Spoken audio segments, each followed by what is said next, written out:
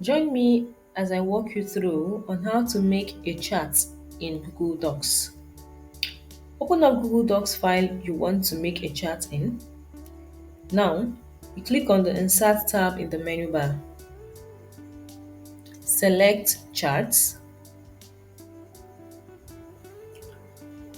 Now you can select whatever chart type you want in the sub-menu.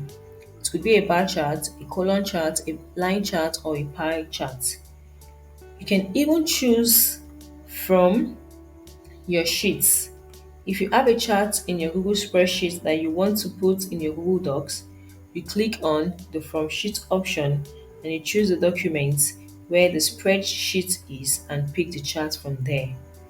Now, let's pick a chart from the list here. Once you click on it, Google will insert them here for you. Now, the chart has been inserted here. You click on it to make whatever editing you want. You can adjust the size and so on. You can also click on the three dots here to adjust the size and rotation, to make adjustments, and any other options. You can choose to place the chart in front of a text, behind text, to wrap a text, to break text, and many more adjustments you can make. So that is how you make or insert a chart in Google Docs. Hope this helps you out. Please like the video and subscribe to the channel for more of this.